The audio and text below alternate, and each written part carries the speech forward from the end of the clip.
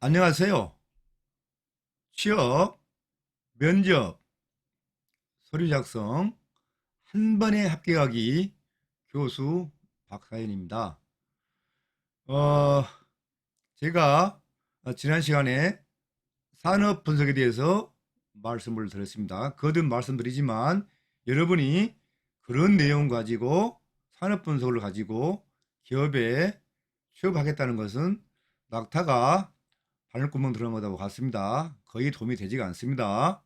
오늘은 여러분들이 이어서 지난 시간과 비슷한 내용인데 조기 퇴사자의 공통점에 대해서 제가 말씀을 드리겠습니다. 이제 여러분들이 서류를 작성하고 면접을 본 다음에 최종 합격하게 됩니다. 이것은 오늘 강의 내용은 실습, 현장 실습, 인턴십, 정식 입사, 계약직, 정규직 다 똑같이 공통으로 적용되는 내용입니다. 자, 먼저 제가 조기 퇴사를 얘기하면서 왜 직무를 얘기했느냐.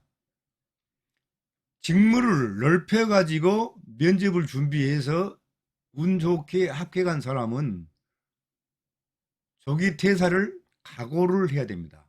왜 그러느냐. 회사는 삼성에 20만 명이 있고 LG에 15만 명이 있습니다. 이 사람들이 똑같이 SK도 마찬가지죠. 10만 이상이 있어요. 이 사람들이 똑같은 업무를 하는 경우는 절대 없습니다. 다 다릅니다. 그렇기 때문에 가급적 자 사무직군, 기술직군, 기술직군에서 전기, 전자 또 나눠지죠. 전자에서 반도체도 나눠지죠. 이렇게 좁히고 좁히고 좁혀야지.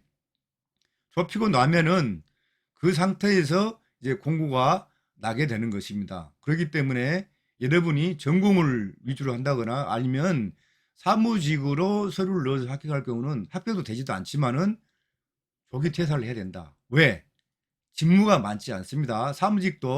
사무직이 기술직에 비해서 취업이 어려운 이유는 사무직은 굉장히 범위가 넓어요.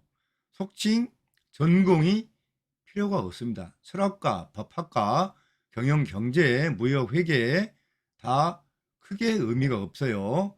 기획실에 발령이 나면은 전자공학 학생도 기획실 업무를 할 수가 있는 거고, 경영학과 학생도 기획실 업무를 할 수가 있는 거고, 철학과 학생도 기획실 업무를 할 수가 있어요.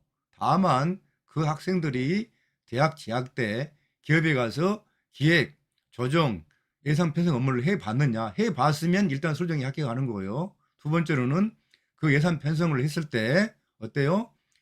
그, 그 회사가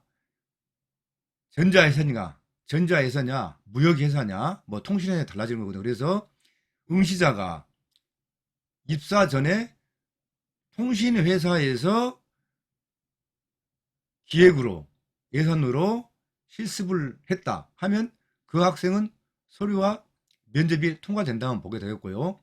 똑같은 업무를 했는데 어떤 학생은 통신회사가 아니고 전자회사에서 근무를 했다거나 무역회사에서 근무를 할 경우는 일단 서류 전형에서 부르죠. 불러가지고 물어보고 그 내용 중에서 회사에서 요구하는 내용이 있으면 면접이 통과되는 것입니다. 이렇게 되는 것이지 무조건 면접만 준비한다고 되는 게 아니에요. 그래서 기업은 매 사람마다 부여되는 수행하는 직무가 다릅니다. 또한 여러분들이 저한테 가장 질문을 많이 하는데 회사에 가니까 당초 서류 전형과 면접에 비해서 기대하고 갔던 업무가 아닙니다라고 얘기를 하는 경우가 많아요. 그리고 이 사람들이 인터넷에 회사에 대한 부적응, 불만, 그 다음에 나쁜 이야기를 많이 하고 있어요. 근데 이건 잘못된 생각입니다. 왜 그러냐면 회사는 개인을 위해서 일을 하지를 않습니다. 회사는 조직 전체를 위하고 회사의 목표 달성을 위해서 일을 하는 것입니다. 그렇기 때문에 만약에 전자공학으로 합격한 학생이 부득이하게 기획에 가서 근무를 할 수가 있어요. 그게 하루일 수도 있고, 이틀이 될 수도 있고, 한 달이 될 수 있고 몇 년이 될 수도 있어요. 그것은 회사가 매우 역동적이고 아침에 부여했던 업무가 오후에 바뀌기도 하고 오늘 했던 업무가 한 달 뒤에 바뀌기도 하고 그런 거거든요. 그렇지 그게 A라는 응시자가 A라는 직무로 A라는 서류로 들어왔기 때문에 A라는 업무를 주겠다라는 그런 생각은 다소 좀 거리가 있습니다. 여러분이 기업에 가서 빨리 적응하고 그다음에 빨리 승진하고 여러분의 능력을 인정받기 위해서는 가급적이면 A 업무, B 업무, C 업무, D 업무 다 할 수 있어야 됩니다. 그래야만이 과장이나 부장, 임원이 되는 것이지 A 업무 외에는 모른다면 그 사람은 거의 과장 마로봉이나 부장에서 끝나게 되는 것입니다. 그리고 과장 마로봉이나 과장 끝부분이 고참 과장이나 부장에서 나오게 되면은 거의 갈 데가 없죠. 그래서 창업을 해야 되는데 창업이라는 것은 제조, 판매, 마케팅, 기획, 인사 다 할 줄 알아야 되는데 당연히 창업이 어렵겠죠. 그래서 여러분이 가급적이면 제가 항상 학생들한테 하는 얘기지만 나의 전공, 주력, 주특기 하나를 가지고 서브, 부수적인 그런 업무를 하나 더 준비를 하라는 이유가 그겁니다. 그래서 여러분이 항상 면접에 가면 물어보죠.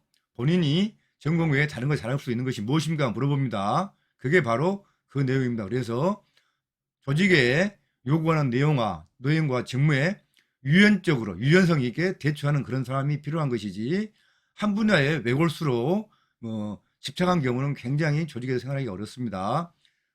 대기업, 특히 여러분이 대기업에 들어가게 되면은 보통 5분 아니면 50명 가까이 있는 사람과 같이 매일 일을 하게 됩니다. 그런데 그 사람과 주고받고 일을 하는 것이지 여러분 혼자서 일을 하게 되는 게 아니에요. 그래서 그 사람의 눈높이에 맞춰서 일을 해줘야 되고 낮으면 낮은 대로 높으면 높은 대로 일을 하게 되는 것인데 그 사람이 마음에 들 수도 있고 안 들 수도 있고 친절할 수도 있고 친절하지 않을 수도 있어요. 그런데 여러분의 생각만 가지고 조직에 가서 내가 전자공학이니까 전자 업무를 당연히 할 거야. 그리고 그 업무를 안 하면 나는 나올 것이다. 이렇게 생각하면은 굉장히 어렵고 어떤 회사에 들어가도 여러분은 적응하기 어렵다. 자, 오늘 내용 결론적으로 말씀드려서 기업에 가서 적응하지 못하고 1년이나 2년 안에 나오는 조기 퇴사자의 공통점은 오로지 한 가지 직무만 고집하고 회사 사정을 무시하고 회사의 역동적이고 유연성 있는 조직의 문화를 모르기 때문에 그렇다. 그렇기 때문에 여러분이 처음에 가서 다소 어려운 업무나 여러분의 입맛에 맞지 않는 업무를 받아도 유연성 있게 대처를 해야 되고 그 업무를 어느 정도 하고 난 다음에 여러분의 실력이 드러나게 되면 자연적으로 여러분이 원하는 그런 업무를 할 수가 있게 되는 것입니다.